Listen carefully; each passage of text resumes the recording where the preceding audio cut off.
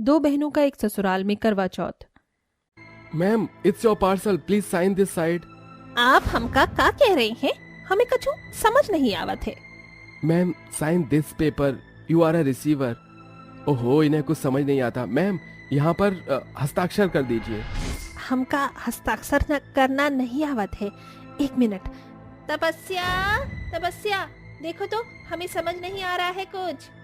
अरे लगता है मेरा पार्सल आ गया। थैंक्स, आपने देख लिया भैया। Give it to me this papers. ये लीजिए मैम। और सॉरी, आप ये सारे काम अपने नौकरों से मत करवाया करिए, इन्हें कुछ पढ़ना लिखना भी नहीं आता है। भैया आप बस पार्सल दीजिए, सजेशन नहीं। और हाँ, शी इज माई सिस्टर। ये सुनकर डिलीवरी बॉय सॉरी बोलकर चला जाता है, पर उसकी अनपढ़ गवार बात से रोशनी की आंखों में आंसू आ जाते हैं। अरे दीदी, आप उस फालतू डिलीवरी वाले बॉय की बात से मत रोइए। नहीं तपस्या, उसने कुछ फालतू नहीं बोला, सही कहा है कि मैं एक अनपढ़ गवार हूँ। अगर मुझे थोड़ा भी पढ़ना लिखना आता तो समझ जाती कि वो मुझे हस्ताक्षर करने को कह रहा है। छोड़िए ना दीदी, जाने दीजिए। अंदर चलिए, मैंने आपका फेवरेट मटर पुलाव बनाया है और ये पार्सल भी तो खोला है। आपके और अपने लिए एक नेकलेस ऑर्डर किया है। वो दोनों जाते इतने में सास सुमित्रा कहती है, अरे तपस्या बहू, तो इसे शह क्यों दे रही है? रोने दे, ये है ही गवार, इसीलिए तो मुझे इस पर विश्वास नहीं होता। हमेशा इज्जत डुबो आती है। ये नहीं कि तुझे बुला ले, पर खुद ही डिलीवरी बॉय के सामने गवार की तरह बात करने लग गई। अब रोने का नाटक कर रही है। जाने दीजिए माँ जी, आप बार बार एक ही बात कब तक रटती रहेंगी? ऐसा कहकर तपस्या अपनी बहन को अंदर ले जाती है, जहाँ वो उसे पार्सल खोलकर दिखाती है।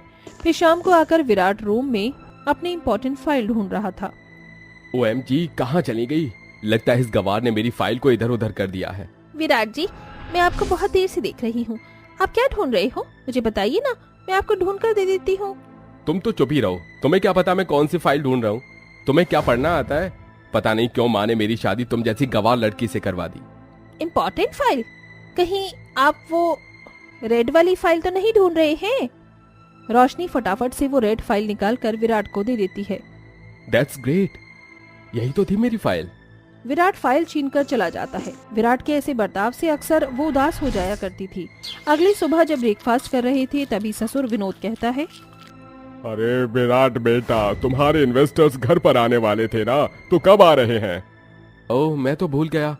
वो मेरे काम से इतना खुश हैं कि आज ही आ रहे हैं। तो घर की प्रिपरेशन सब अच्छे से रखना। और तुम गवार रोशनी, उनके सामने अपना मुंह मत खोलना, जिससे उन्हें पता चल जाए कि तुम अनपढ़ हो। तपस्या, तुम तो जानती हो, इसलिए तुम पार्टी को हैंडल कर लेना। जीजू, मैं सब कुछ मैनेज कर लूंगी। शाम को विराट के इन्वेस्टर्स घर आ जाते हैं, जहां दोनों बहू उनके सामने कोल्ड ड्रिंक और स्नैक्स रखती हैं। Have it please, enjoy. अरे Virat, she is your wife? No mister Oberoi, she is my brother's wife Tapasya. Okay, introduce तो करवा दो। आखिर तुम इतने काबिल हो, तुम्हारी फैमिली से मिलना तो बनता है। मेरी कंपनी को ऊंचाइयों पर जो ले गए हो। सर, ये मेरे फादर विनोद, ये मेरी मदर सुमित्रा देवी, ये मेरी पत्नी, मेरे छोटे भाई राघव को तो आप जानते हैं, और ये उसकी वाइफ तपस्या। अरे वाह, amazing. Missus Roshni, can I have another cold drink glass? हे भगवान, इंग्लिश में क्या चटर पटर बोल रहे हैं, मुझे समझ ही नहीं आ रहा। अगर मेरे मुंह से कुछ गलत निकल गया तो विराट मुझे डांटेंगे। Are you listening to my words missus Roshni? अच्छा, ये ठंडी पेप्सी मांग रहा थे, हम अभी लावत हैं।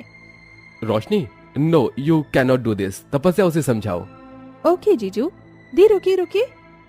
रोशनी तपस्या की बात नहीं सुनती और विराट के इन्वेस्टर्स को स्नैक सर्व करती है।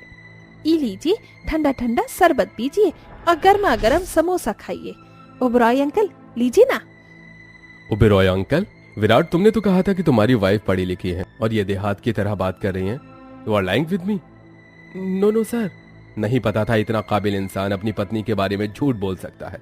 लेट्स गो कपूर साहब। विराट उन्हें बहुत रोकता है, पर दोनों में से कोई नहीं मानता और उसके झूठ की वजह से उसकी पोस्ट भी डाउन कर दी जाती है।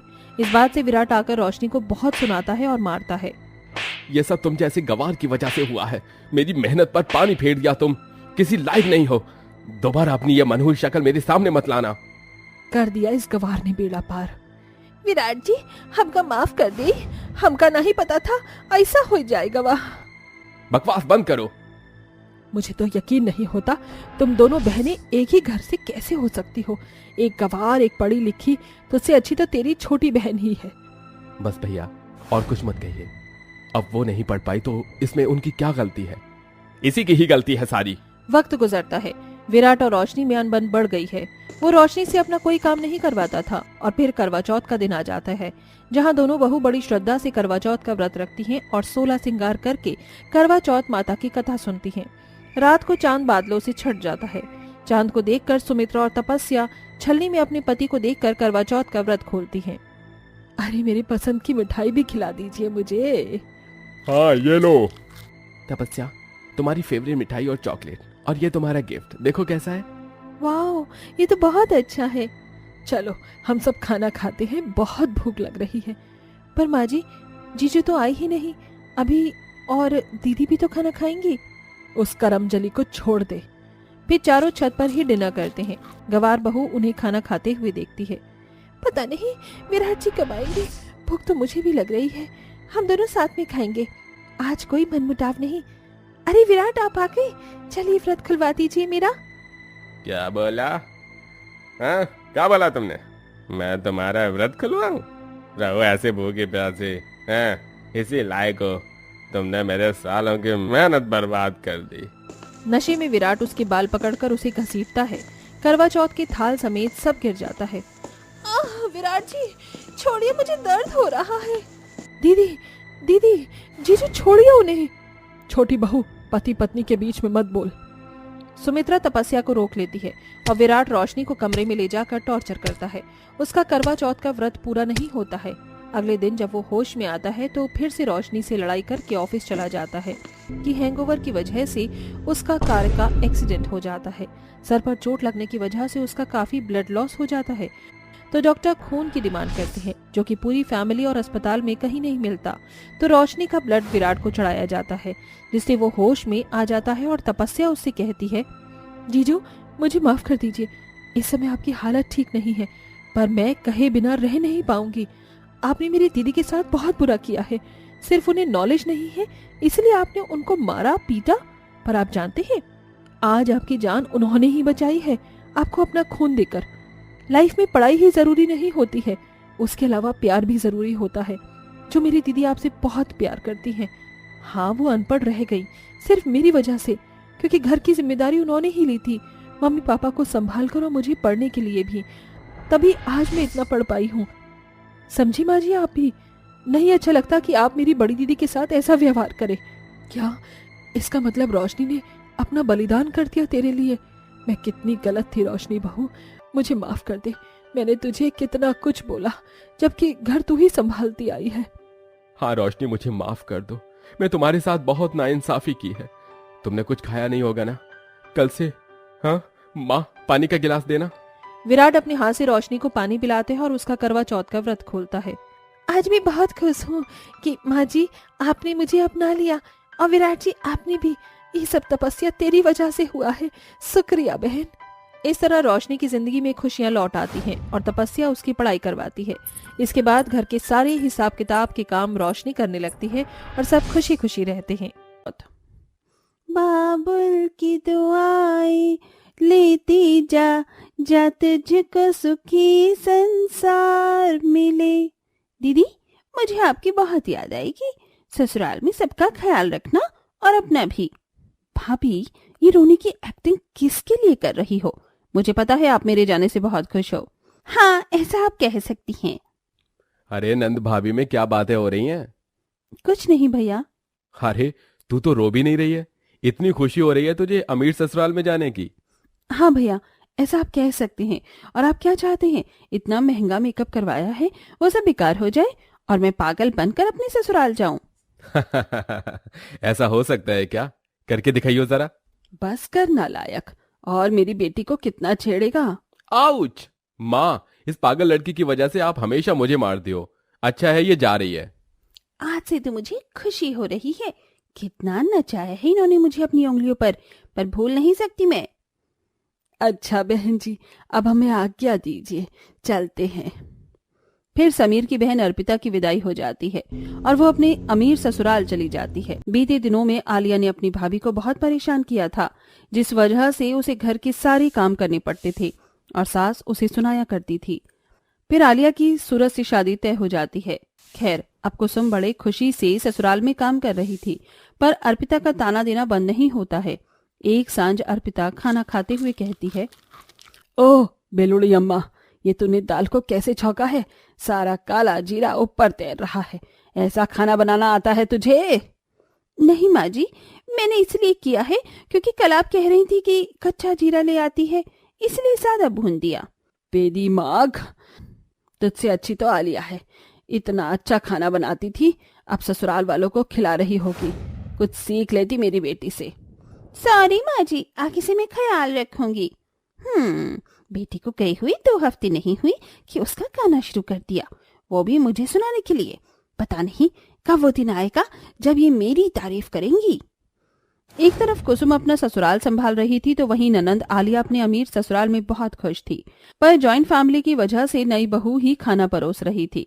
रिश्तेदार मिलने आ रहे थे, लगभग सारा काम आलिया कर रही थी और वो ठहरी एक आलसी, तो एक सुबह चिढ़कर चाय की ट्रे स्लिप पर पटकती है।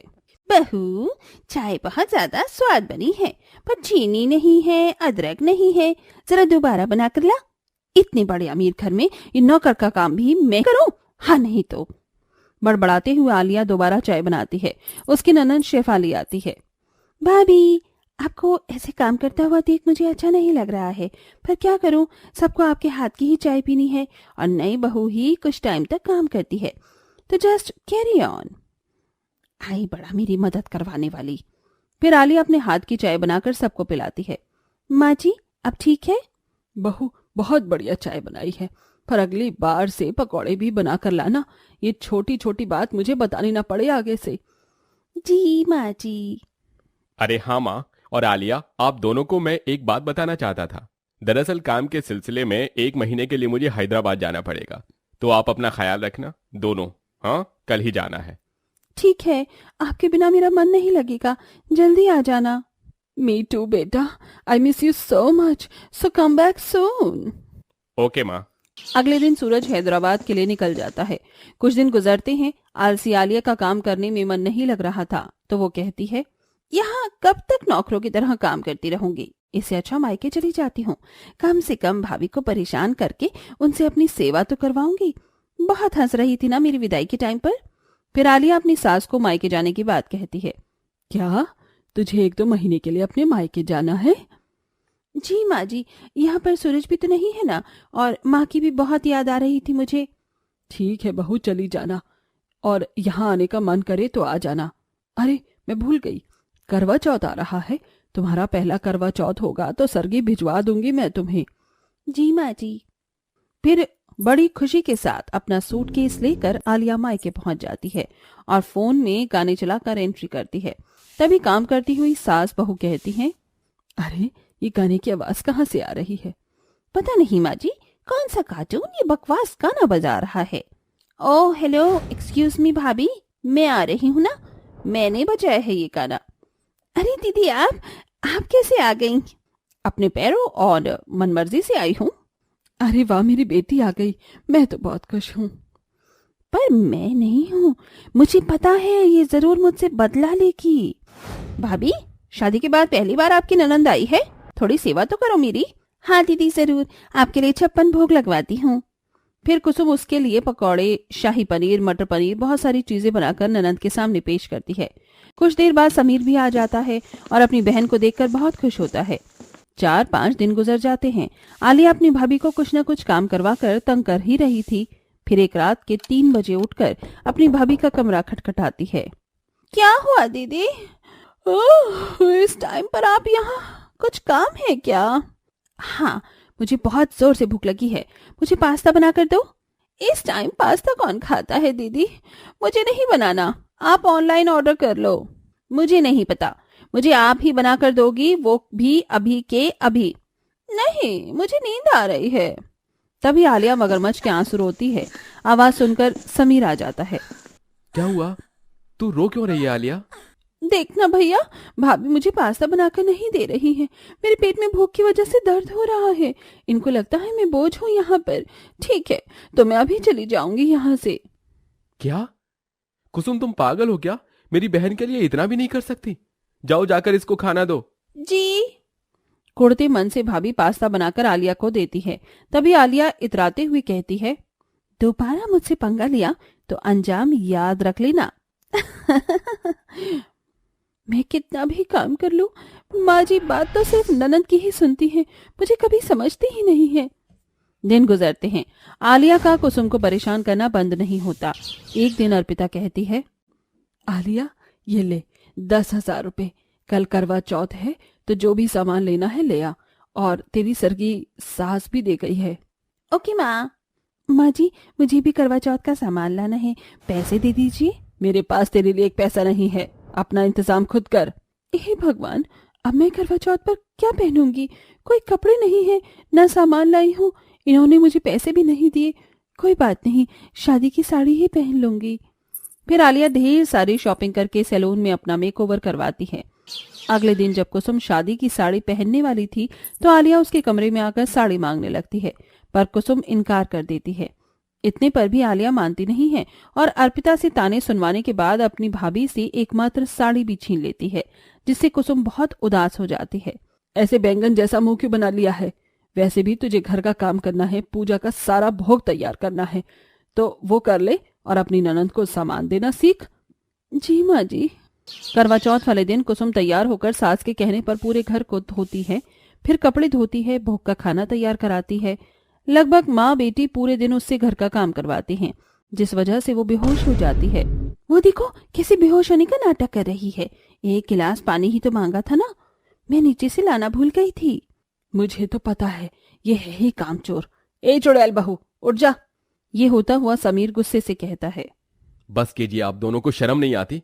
दिन भर उससे काम करवाते हो, वो सच में बेहोश हो गई है और ऐसी बातें कर रहे हो बजाय उसे देखने के। माँ हद होती है, उसने किसी काम को मना करने में उफ तक नहीं की। फिर भी आप इतना तो समझ सकती हैं, उसने करवा चौथ का व्रत रखा है। भैया हमसे बहुत बड़ी गलती हो गई, मुझे माफ कर दीजिए, मैं भाभी को समझ नहीं पाई। सॉरी भैया। बेटा मुझे भी माफ कर दे। चांद आ गया है तो बहू पर थोड़ा पानी डाल और उसे पानी पिला। जी माँ। फिर समीर कुसुम पर पानी छिड़कता है और उसे पानी पिलाता है, जिससे उसका करवा चौथ का व्रत पूरा होता है। फिर दोनों माँ बेटी कुसुम से माफी मांगती हैं। तभी कुसुम गले लगाकर अपनी ननद को माफ कर देती है। फिर ननद अपने पति की तस्वीर देखकर करवा चौथ का व्रत पूरा करती है और सब खुशी खुशी रहने लगते हैं।